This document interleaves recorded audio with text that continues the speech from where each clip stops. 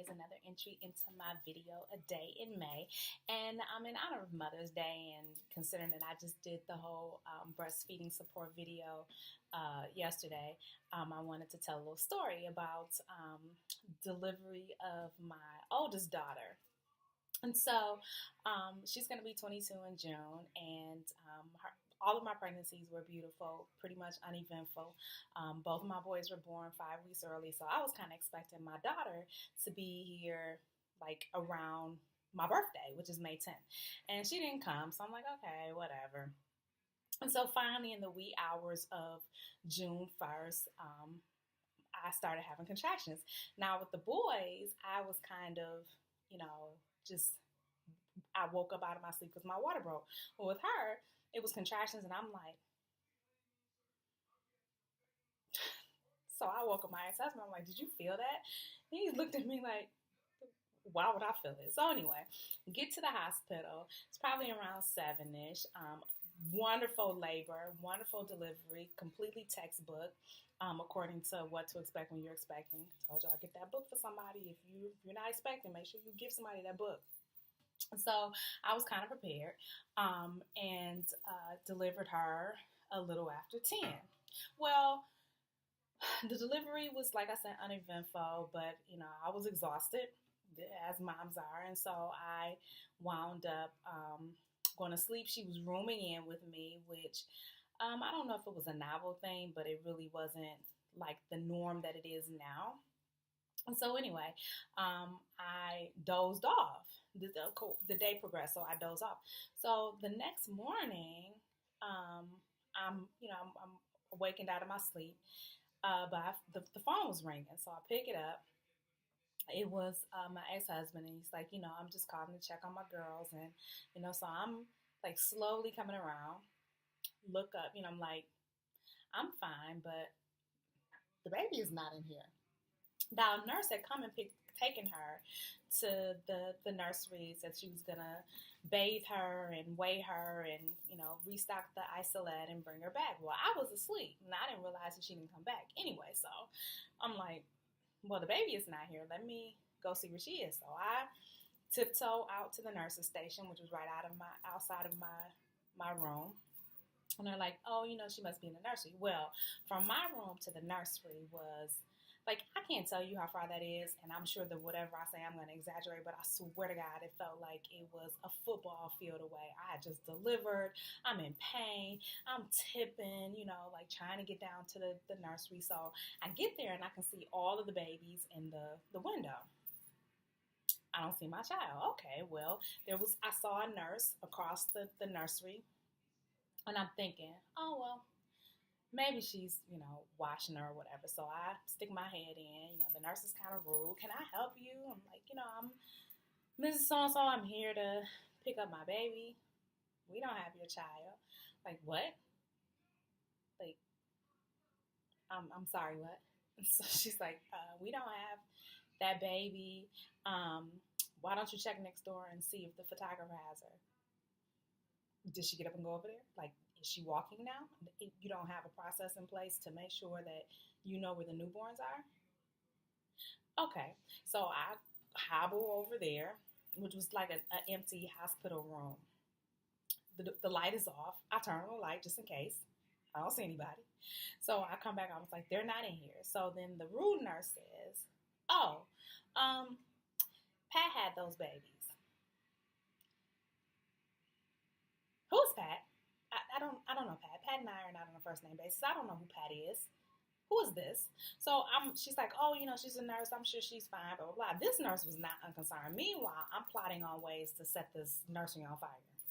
So I walk out, and there's this woman that's coming towards me. I recognize that she's a nurse. By this time, I am in tears, postpartum, emotional. In my head, I'm giving a press conference trying to describe what my newborn looks like. I have no idea what she looks like because I haven't really paid attention to her because I was out of it. I have no idea if she has birthmarks. I don't know her skin coloring, nothing. So I'm like,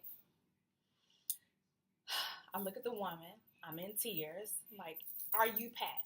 She's like, yes, I'm Pat. I said, do you have my baby? Clearly, she doesn't have my baby. I'm like, do you have my baby? I told her my name, told her, my baby girl is not with me. They told me that Pat had the babies, blah, blah, blah. So she's like, I didn't have your baby. I took all the babies back.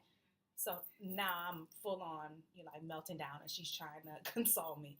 So she says, she's like, don't worry, Mom. We're gonna figure this out. We're gonna find her. So we start walking. This woman turns to me and says, I don't think I had your baby. That baby I had was white.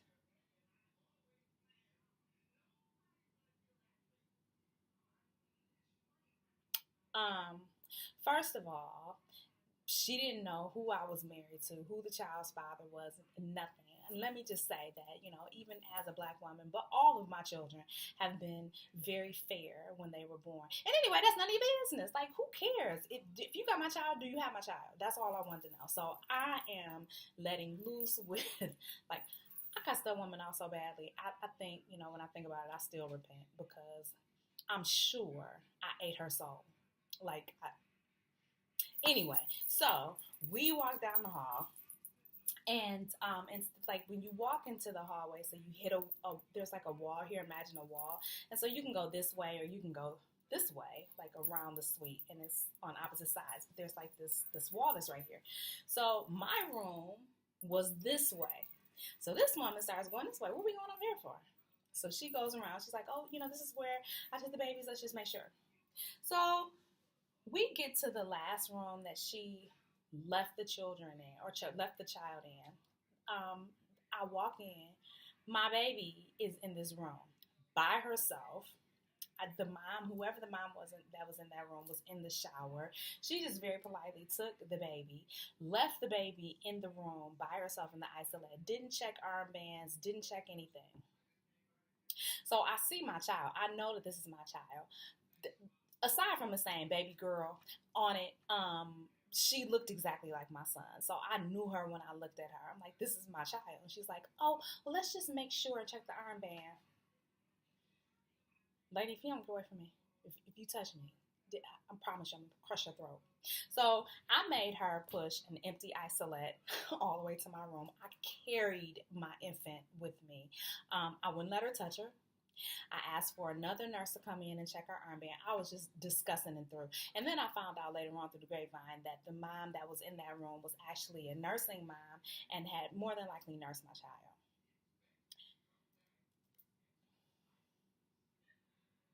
Anyway, fast forward. By the time I got discharged from the hospital, when I tell you that I went home with cases of diapers, shirts, receiving blankets, cases upon cases of formula.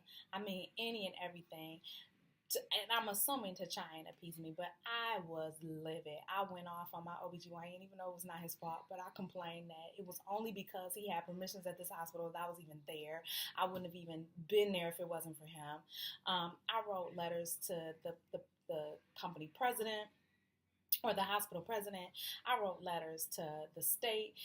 Like, I was so affected by that, just so completely affected. Just in that moment, like, I know that it sounds like, oh, it's no big deal.